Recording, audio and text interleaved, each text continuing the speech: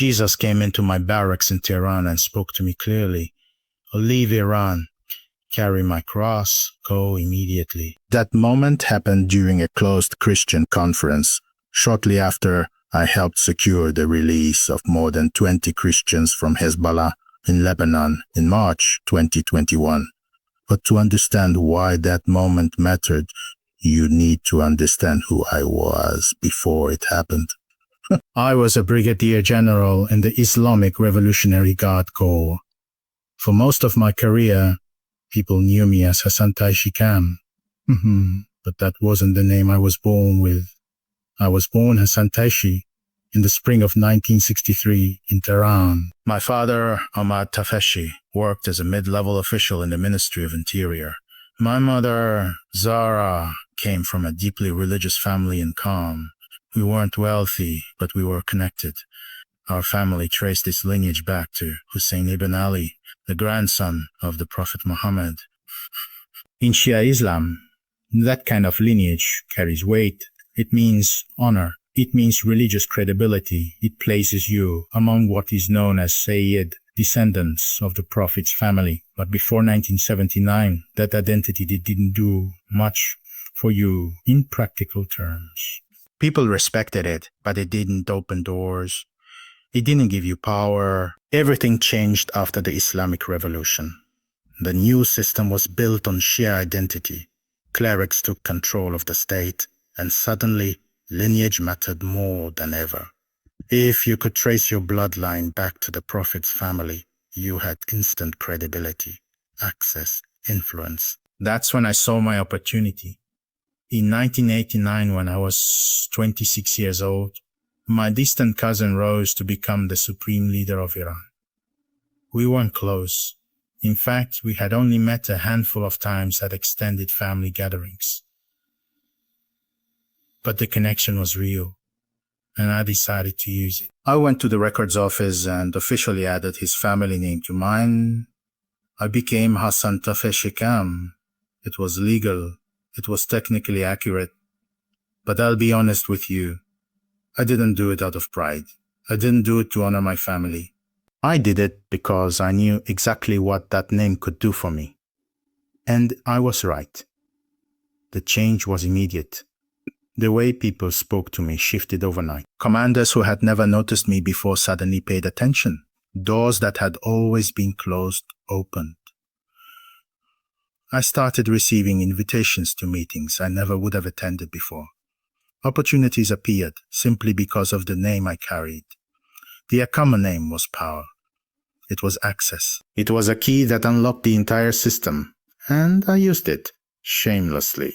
I'm not proud of that now. But I'm telling you the truth so you understand who I was. Ambitious. I was opportunistic, and I was willing to use a distant family connection for personal gain.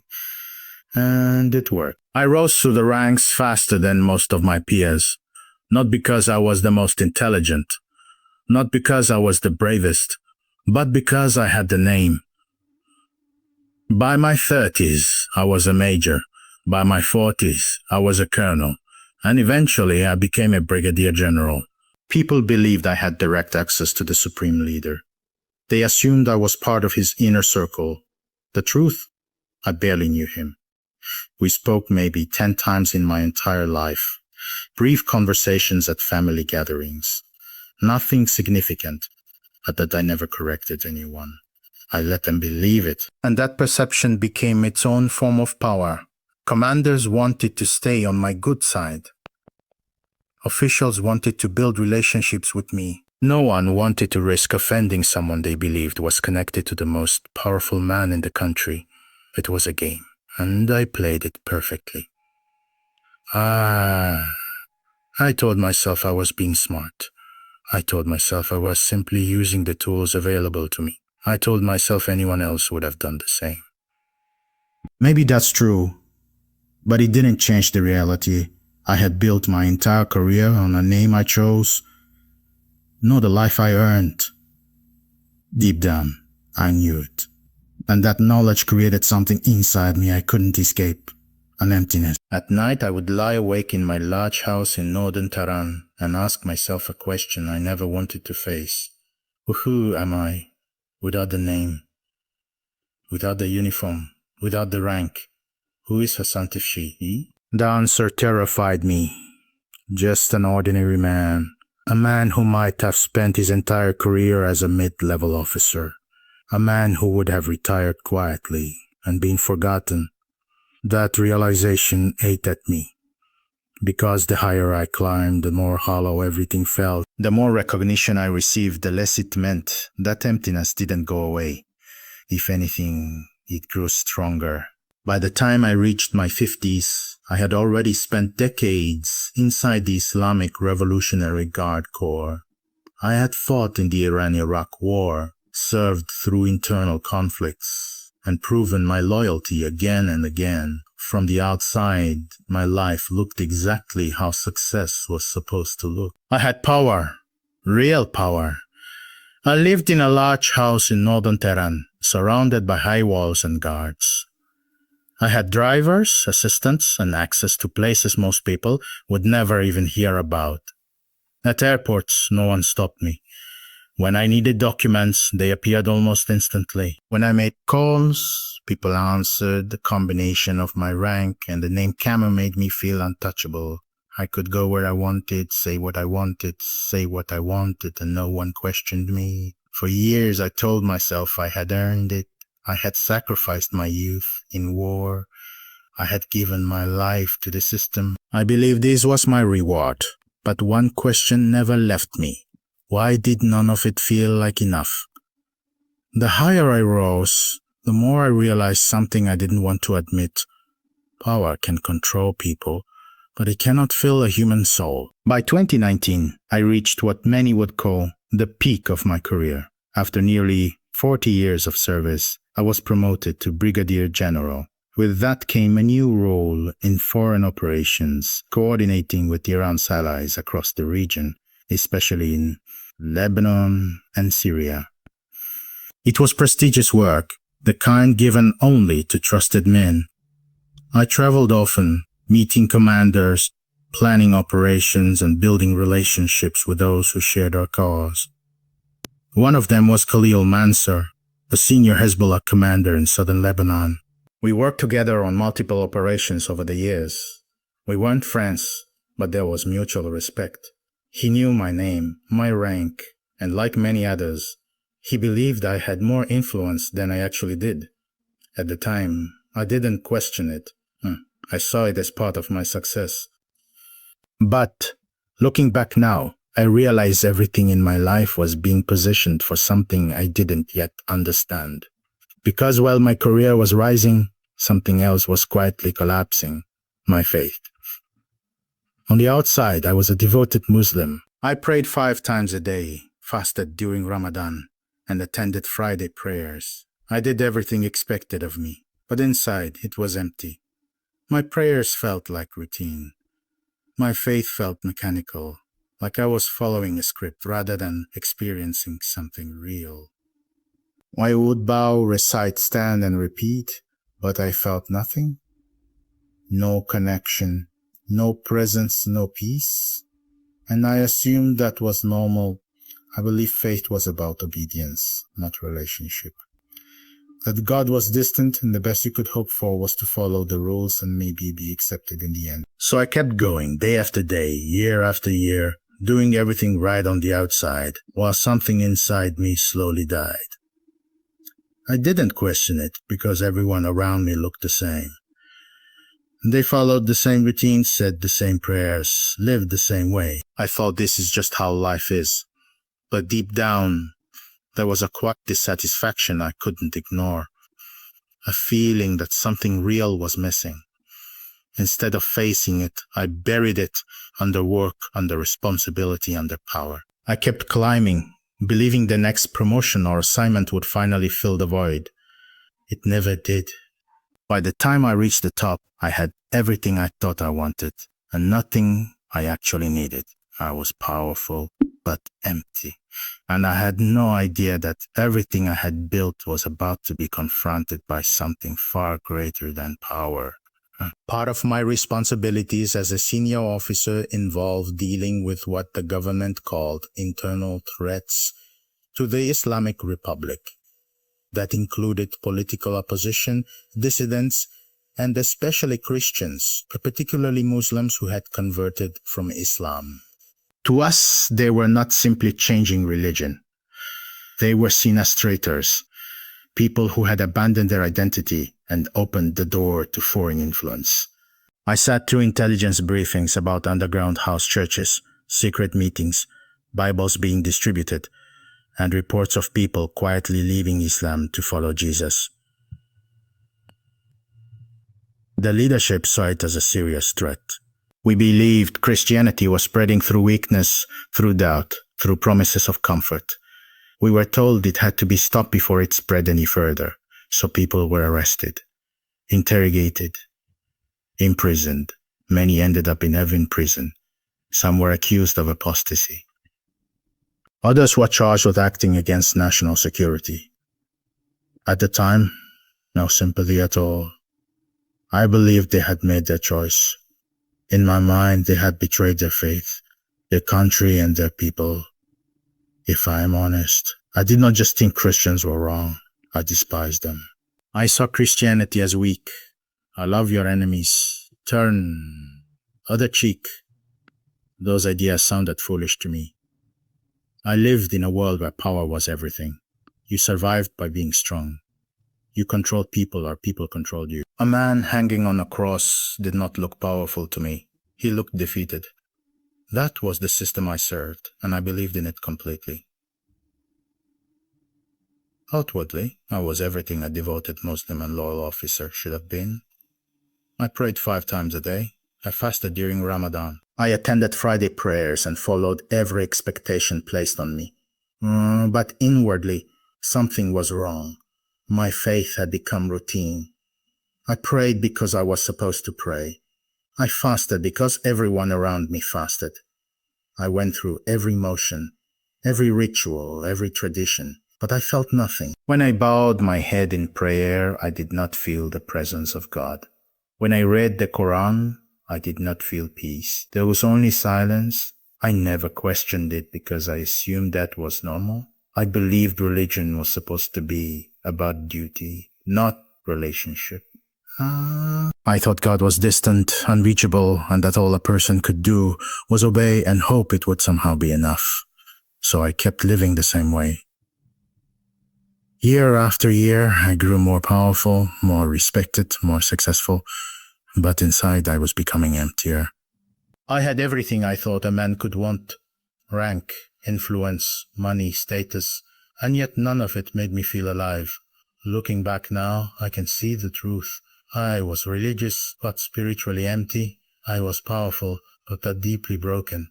I had built my life on fear, ambition, and appearances, and I had convinced myself that was enough. I had no idea that everything I believed about God, about truth, and about myself was about to change. And I certainly never imagined that the person I hated most, Jesus, would be the one to change it. By the time I turned 60, I had everything I once believed a man should want. I was Brigadier General Hassan Tefyakam, a senior officer in the Islamic Revolutionary Guard Corps with nearly 4 decades of service behind me. I had influence, privilege, authority, and a reputation that commanded respect wherever I went. I had lived the life of a loyal soldier, a man who followed orders without hesitation and believed he was serving both his country and God. But inside, something was deeply wrong. My prayers felt empty. My faith felt lifeless. The God I claimed to serve felt distant, almost absent. I continued going through the motions, saying the right words, performing the right rituals, but none of it touched whatever was broken inside me. It was as if I had built a life that looked strong from the outside, but was slowly collapsing within. I had spent years climbing higher, believing that each promotion would bring satisfaction. I told myself that more power would finally bring peace, that more influence would somehow quiet the unrest inside me. But standing at the top, I realized something I never expected. There was nothing there. No fulfillment. No meaning. Just silence. I began to feel like I was living someone else's life. The uniform I wore with pride started to feel like a disguise. The name I carried began to feel heavy, like something I had borrowed but never truly owned. Everything I had built was still there, but it no longer felt real. At night, the emptiness became impossible to ignore. I would lie awake in my house in northern Tehran, surrounded by everything I had worked for, and feel completely alone. No rank, no title, no connection could reach that place inside me. It was a quiet kind of emptiness, the kind that doesn't shout but never leaves. I didn't understand it at the time, but I was beginning to break. I had spent my life believing I was strong, in control, and certain of my path. But something inside me was shifting, and I couldn't stop it. The things that once gave me identity, my position, my authority, my reputation, were losing their meaning. They no longer answered the questions I had buried for years. And yet even then, I didn't think to question everything. I didn't think to search for something different. I simply carried on, hoping the feeling would pass like it always had before. But this time, it didn't pass. It stayed, and it grew. Looking back now, I can see that I had reached the end of myself. I had exhausted everything the world could offer me. I had climbed as high as I could climb, only to discover there was nothing there to hold on to. I was empty, restless, and lost. And I had no idea that the God I had spent my life ignoring was about to step into my world in a way I could never have imagined. I didn't know that everything I had built was about to be torn down. And I didn't know that in its place, something completely new was about to begin. I told myself those years in the IRGC were the best of my life. Or at least that's what I kept repeating until I believed it. I was good at what I did. Loyal, efficient. I didn't question orders, didn't hesitate when things got difficult. I believed Iran's survival depended on men like me. Men willing to do what others wouldn't. I wore the uniform with pride. I saluted without doubt. I served the supreme leader without hesitation, convinced I was on the right side of history. By 2019, I had reached Brigadier General. Nearly 40 years of service had paid off. I was assigned to foreign operations, Lebanon, Syria, working closely with allied groups. It was powerful work, important work. I met commanders, coordinated operations, built relationships with men who believed in the same mission I did. One of them was Khalil Manser, a Hezbollah commander in southern Lebanon. We weren't friends, but we understood each other. There was respect there. With rank came privilege. I lived in a large house in northern Tehran. Guards, drivers, unrestricted travel, doors opened before I even touched them. My name combined with my position made me untouchable. I could move freely, speak freely, act without consequence. This was real power, and I enjoyed it. Or at least I thought I did. But at night, when everything went quiet, that same emptiness came back. Part of my role involved dealing with internal threats, especially converts to Christianity. In my eyes, they were traitors. They had abandoned Islam, betrayed their country. We monitored them, arrested them, interrogated them. Some were imprisoned, some were executed, and I felt nothing. No doubt, no guilt, just certainty that they deserved it. I actually despised them. To me, Christians were weak, people who followed the man who said, "I love your enemies." That idea made no sense in my world. In my world, you crushed your enemies before they crushed you. You didn't forgive, you dominated. I still practiced Islam. I prayed 5 times a day. I fasted. I attended mosque. But if I'm honest, it was all mechanical, routine, duty. I didn't feel anything. No presence, no connection. Just empty rituals repeated over and over. I assumed that's what faith was supposed to be. Obedience without feeling. A distant God, a life of rules. Maybe if you were lucky, you'd be accepted in the end. Looking back now, I can see it clearly. I had everything the world could offer and nothing that actually mattered. I was successful on the outside, completely hollow on the inside. I had no idea that everything was about to change, that the very person I had rejected my entire life was about to step into my world. I had no idea my entire world was about to collapse and rebuild itself in a single night. It happened in March 2021, a Thursday. I remember that detail because nothing about that night was ordinary. I had just returned to Tehran 2 days earlier from a trip to Syria. The meetings had been long, the work exhausting, but it was routine for me. That night I came home around 10 p.m. Ate alone, watched the news for a while, then went upstairs to my bedroom like I had done thousands of times before. I performed my final prayers facing Mecca. The same words, the same motions, the same emptiness. When I finished, I turned off the lights and lay in bed, staring into the darkness. That familiar weight settled on my chest again, that quiet, suffocating emptiness I had learned to ignore. I closed my eyes, waiting for sleep, but sleep didn't come. Something else did. At first, it was subtle. The air in the room felt different, heavy, charged. Like the moment before a storm breaks. I opened my eyes and sat up. The room was dark, but not completely. There was a faint glow in the corner near the window, soft at first, almost unnoticeable, but growing. I thought maybe I had left the light on somewhere, but this was different. The glow wasn't coming from any lamp. It was spreading, brightening, filling the corner of the room with a soft white light that seemed alive. My heart started racing. I reached toward the lamp beside my bed, but something stopped me. Not physically, but internally. A voice, or maybe a knowing, whispered inside me, "Don't move, just watch." So I sat there, frozen, as the light grew stronger, and then I saw him, a figure standing in the light, a man, dressed in white but not ordinary white. This was light itself, radiating from him. I couldn't fully see his face because it was too bright, but I could see enough to know this was real.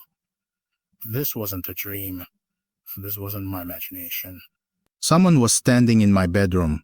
I should have panicked. I should have called my guards, reached for the weapon in my drawer, done something. But I didn't. I couldn't. Every instinct to react just disappeared. All I could do was stare. Then he spoke. Not loudly, but his voice filled the room, filled me. He spoke in perfect Farsi. "Your son," just my name. But the way he said it wasn't like any voice I had ever heard. It wasn't commanding like my superiors. It wasn't distant like religious leaders. It was warm, personal, like he had known me my entire life, like he cared. I tried to speak, but nothing came out. My throat tightened. My body wouldn't respond. Then he spoke again. "I am the way, the truth, and the life. No one comes to the Father except through me." The moment I heard those words, I knew. I had heard them before, in intelligence briefings and discussions about Christian teachings, words from the Bible, words I had dismissed as propaganda, but now, standing in my bedroom, spoken by this presence, everything changed. I knew exactly who he was. This was Jesus, the one I had rejected, the one I had mocked, the one I had spent my life opposing. I wanted to deny it. I wanted to fight it, to reach for something, anything, that would ground me in what I believed was true. But I couldn't, because what I felt in that moment was more real than anything I had ever experienced in 60 years of life. I had prayed my whole life and felt nothing. But this was undeniable. This was alive. I couldn't stand it anymore. Not out of fear, but because of something heavier. Holiness, that's the only word I can use now. It filled the room so completely that my body just gave in. I fell out of the bed onto my knees, then all the way to the floor, my forehead pressed down, as if something inside me knew I didn't belong standing in his presence. I was shaking. Not the kind of fear that makes you run, but the kind that comes when you realize you've been wrong your entire life. Everything I believed, everything I defended, everything I built my identity on, it all started collapsing in that moment. And then he spoke again. "Oh, son, you have served the wrong master your whole life." Each word hit me like it was cutting straight through everything I had tried to hide. You wore the uniform of men who claimed to serve God, but they served themselves. You called evil righteousness. You oppressed my people, thinking you were protecting your faith. I couldn't move. I couldn't argue. Because deep down, I knew it was true. But I did not come to condemn you, he said. I came to call you out. I came to set you free. Free. That word broke something in me, because I didn't even know I was a prisoner until that moment. I came to give you what you have been searching for, even though you did not know you were searching. At that point, I wasn't holding anything back anymore.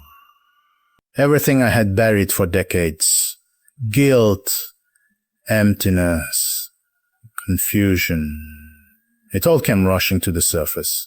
I stayed there on the floor, unable to lift my head, feeling like my entire life was being exposed in front of him. And then he said the words that changed everything. "I am sending you to Lebanon." My heart jumped. "You will leave Iran. You will leave your position. You will leave everything behind, and you will go. Everything. Not some things. Not some things. Not gradually. Everything. I will show you what to do when you arrive. Trust me and obey." Everything, not some things, not gradually. Everything. I will show you what to do when you arrive. Trust me and obey. I finally found my voice, barely. "Why Lebanon?" I asked. "What do you want me to do there?" But even as I said it, I knew the answer didn't matter. Something inside me had already surrendered. He stepped closer. I still couldn't look at his face, but I felt his presence right there over me. "You will understand when the time comes," he said. "I am sending you to save my people, the connections you have, the people you know, the position you hold. I will use all of it. Nothing is wasted." Even the years I thought were meaningless, even the things I was ashamed of, he was saying he could use them. "But you must leave, you must obey, and you must trust me." Then suddenly, everything shifted. It was like the room opened up into something else. A vision. I saw people Christians. Their hands were tied. They were sitting in a dark room. I could hear them praying, quietly, desperately. And then I saw a face I recognized immediately. Khalil Mansour, my contact in Hezbollah. He was standing over them. And in that moment, I understood. This was why. This was the mission. I didn't know how it would happen. I didn't know when. But I knew I was being sent to Lebanon for them. Then the vision faded, and I was back in my room, still on the floor. Still there, he reached out and placed his hand on my head. The moment he touched me, everything changed. The emptiness I had carried for decades, it was like it drained out of me instantly. And in its place, something I had never felt before flooded in. Peace. Real peace. Not silence, no distraction. Peace that filled every part of me. Then came something else. Joy and something even deeper than that, love. I broke. I started crying. Deep, uncontrollable sobs. Not quiet tears. Everything came out. The years I wasted.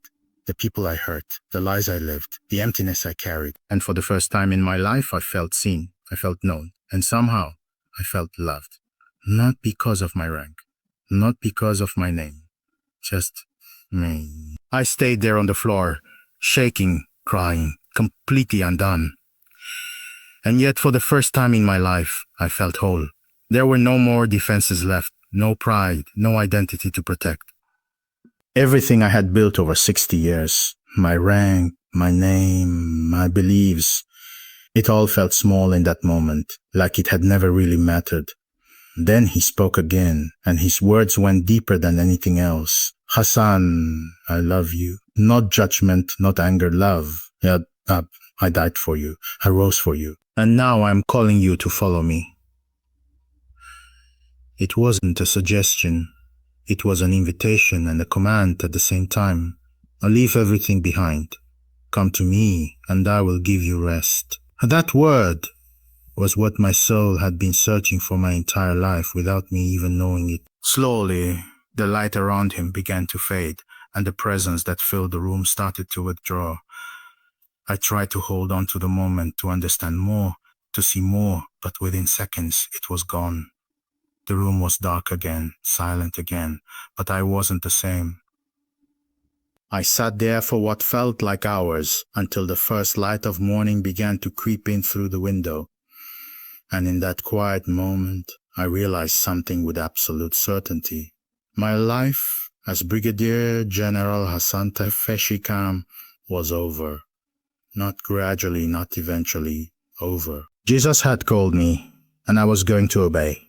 There was no debate in my mind, no fear of consequences. Whatever I had been before that night was gone. I stood up slowly, weak, exhausted, my face still wet with tears, and walked to the mirror. On the outside, nothing had changed. Same face, same gray hair, but inside, everything was different. The man who went to bed that night didn't exist anymore. Something new had taken his place. And for the first time in 60 years, I wasn't empty. The morning after, I woke up on the floor of my bedroom, my body stiff, my face swollen from crying. And for a brief moment, I wondered if it had all been a dream, just the product of exhaustion and a restless mind. But then, felt that same peace, that same fullness.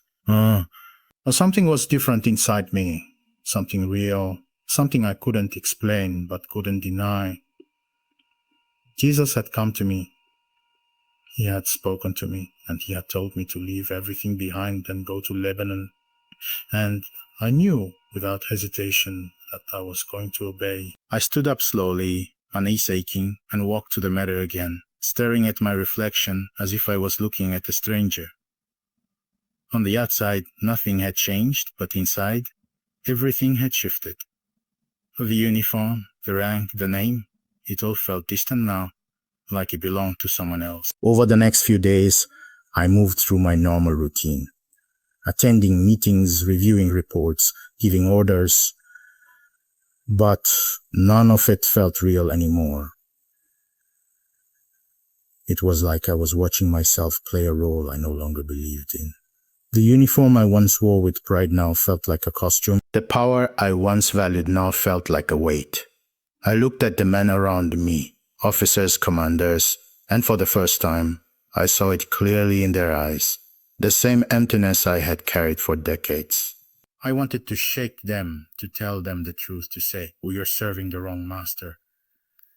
But I couldn't, not yet. I had to be careful. I had to plan. So I started quietly. I told my assistant I needed to travel to Lebanon for consultations with our Hezbollah contacts. It wasn't unusual. I had made trips like that many times before, and no one questioned it. I booked the flight, arranged meetings as cover, made everything look routine on the surface. But underneath, I knew the truth. I wasn't going for work. I wasn't coming back. This wasn't a trip. This was an escape. I began preparing in small ways, selling a few personal items that wouldn't be noticed immediately, converting money into US dollars through discreet channels, gathering only what I could carry in a small bag. I packed a change of clothes, essential documents, and one thing that had already become more important than anything else, a small New Testament in Farsi that I had obtained quietly.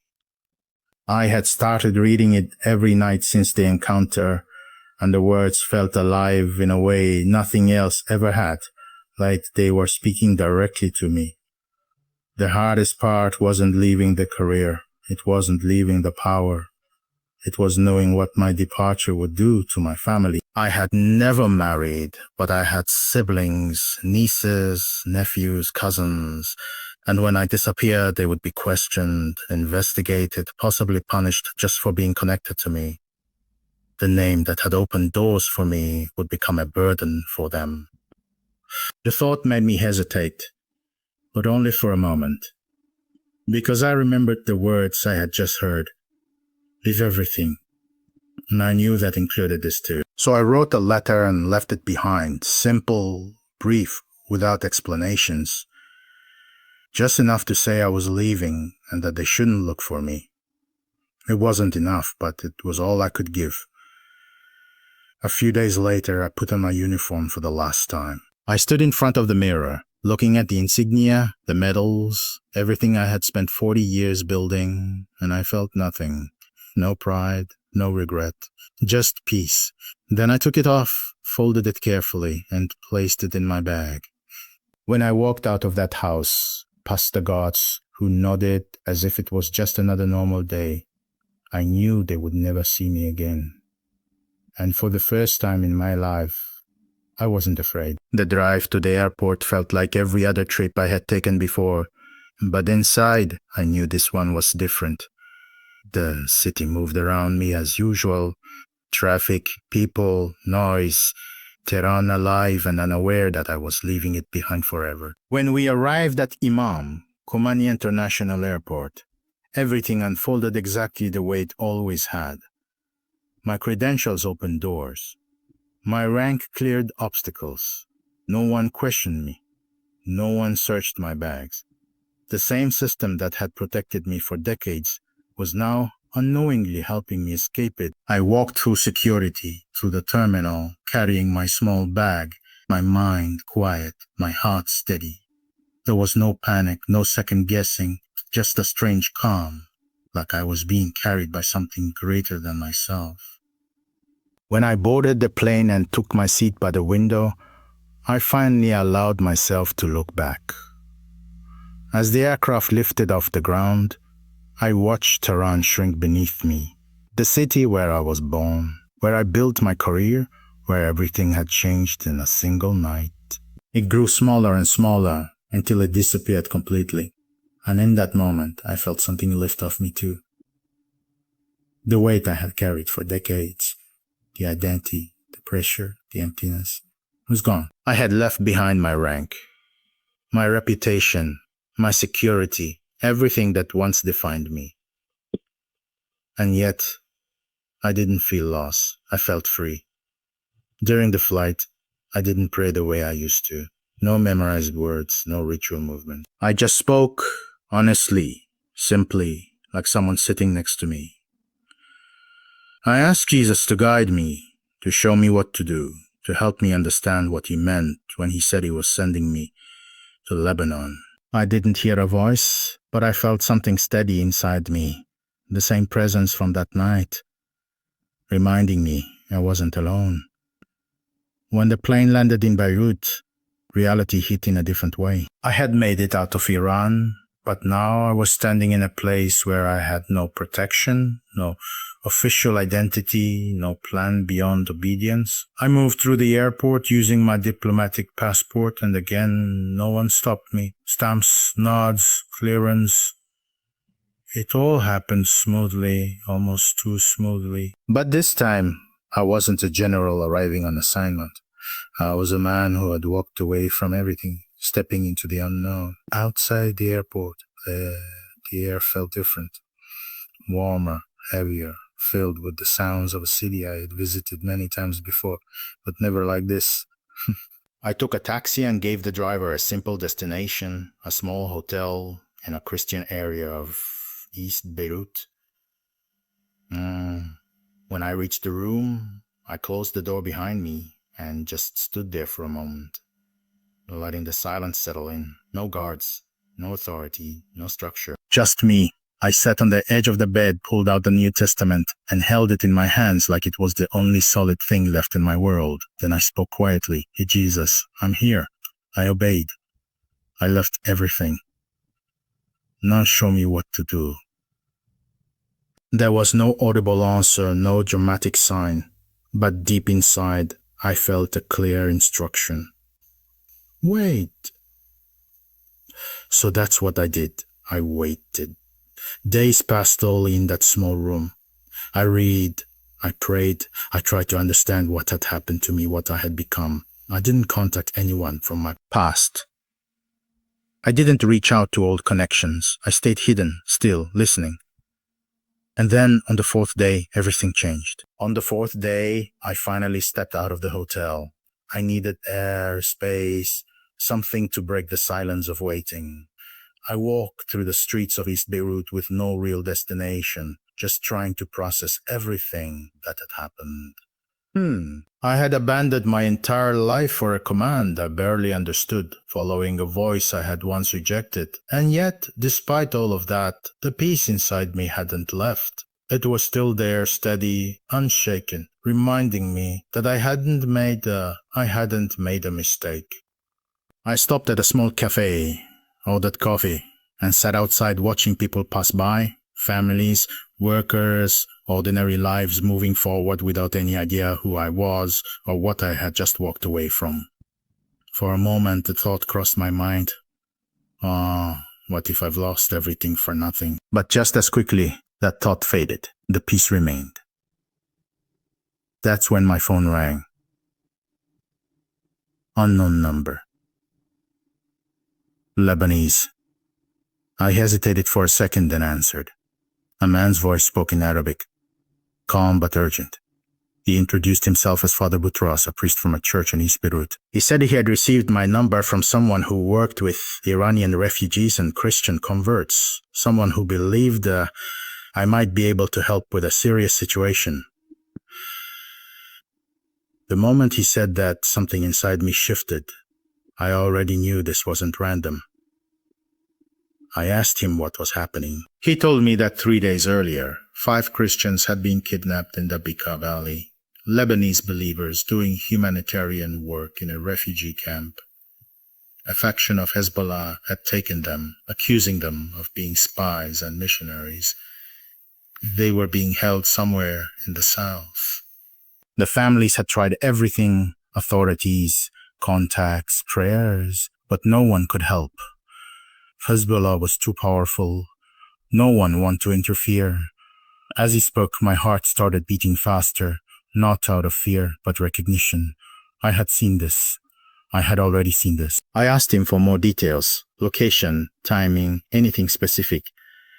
And as he spoke, the picture in my mind became clearer. Then it hit me. I knew exactly who was holding them. Khalil. The same man I had worked with for years. The same man I had seen in the vision. In that moment, everything connected. This wasn't coincidence. This was the mission. This was why I had been sent here. I told Father Boutros I would try to help. I didn't explain how or why. I just told him to give me 2 days. When the call ended, I sat there in silence, staring at nothing, letting it all sink in. God had orchestrated everything. The timing, the connections, the past I thought was wasted. He was now using it. Every relationship, every decision, even the things I regretted, they were all leading to this moment.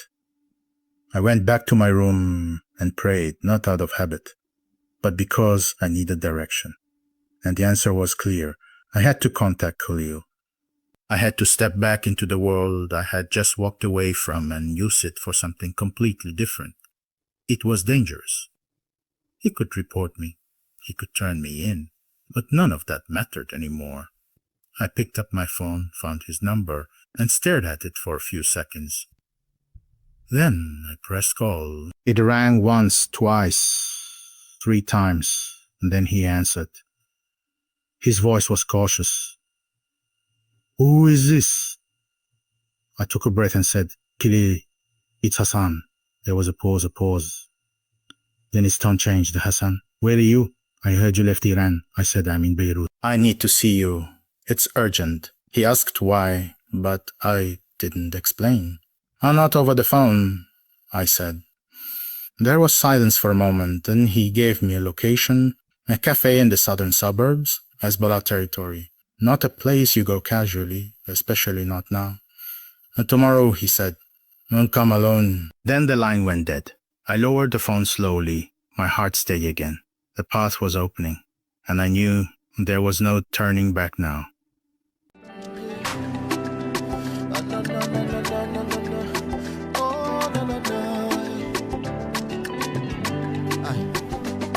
Some trust in horses and in chariots, but I'm putting all my trust in Jesus Christ, and knowing that his thoughts for me is good. My helper, I am helped by you. Every single day I take it step by step, trusting all the thoughts and plans you have for me, knowing fully well that you are capable. My helper, I am helped by you.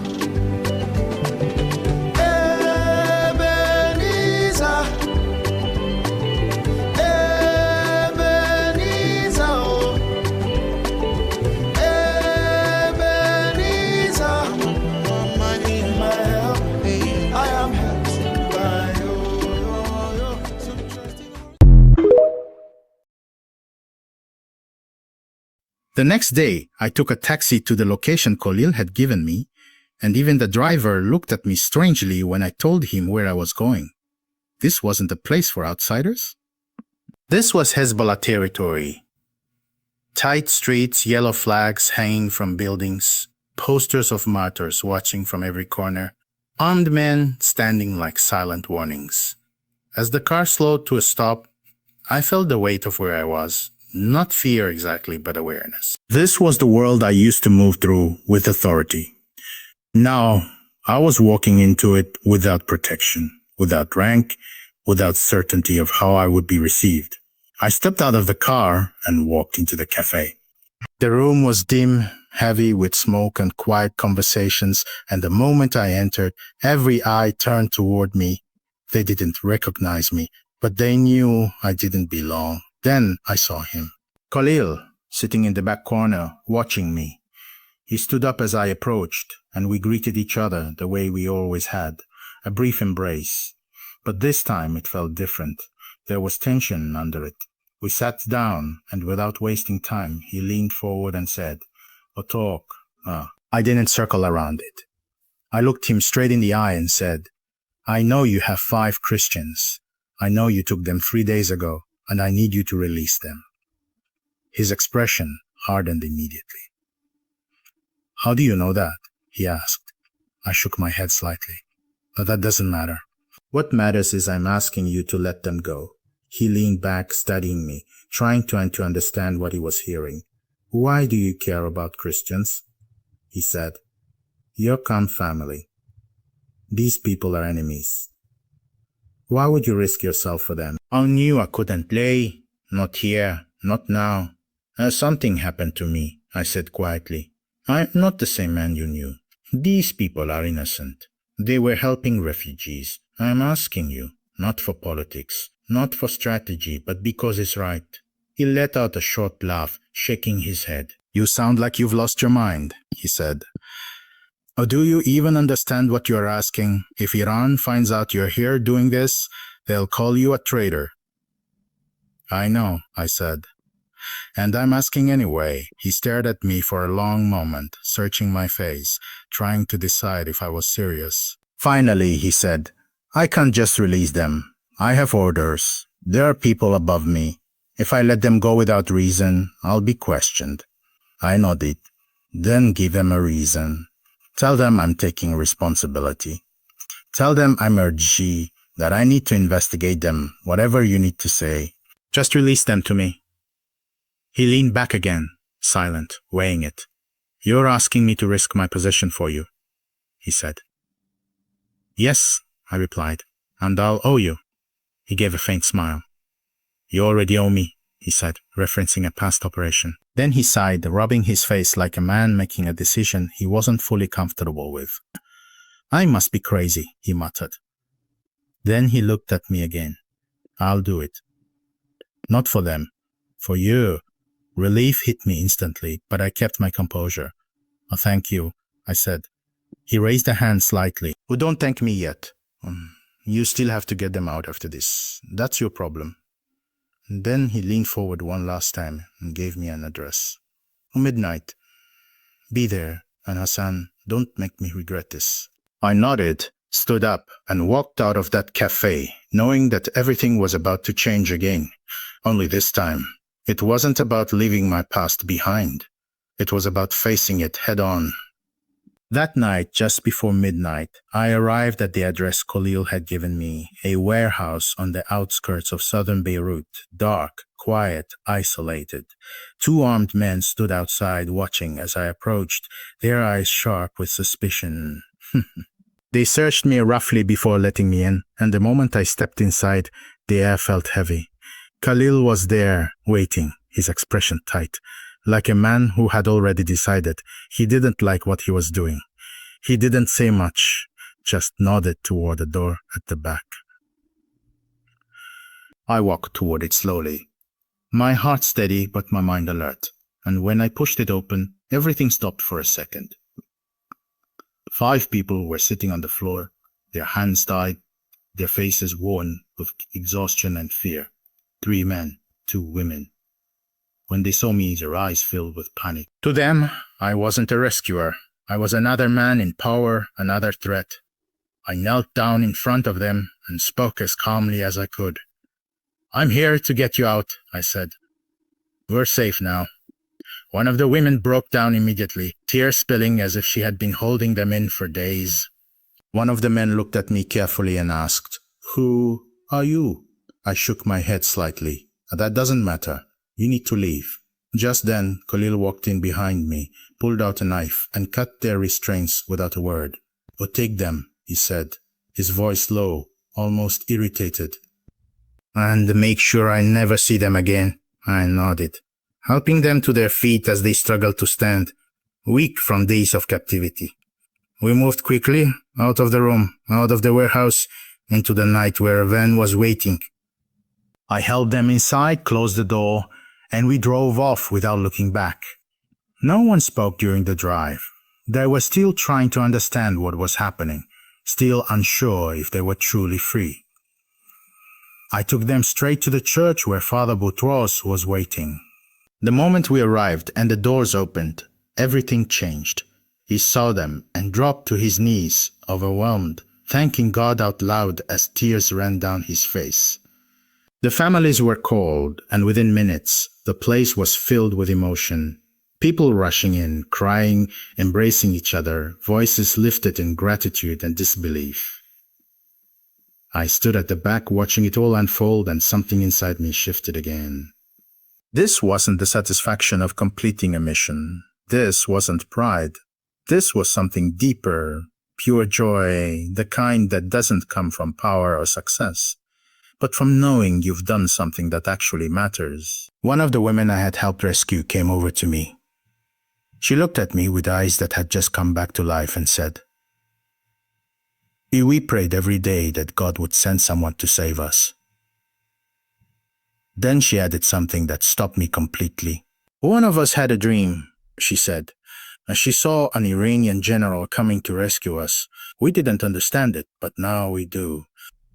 I felt my chest tighten as tears filled my eyes again. You don't understand, I told her. I was your enemy. I spent my life going after people like you. But she just smiled gently and said, Jesus found you, and he sent you. That's all that matters. In that moment, I realized something I had never understood before. Not power, not control, not fear, but grace. And it was stronger than anything I had ever known. And if you're watching this and you feel that same emptiness I once felt, there is more. You're not alone. He's real, and he's calling you right now.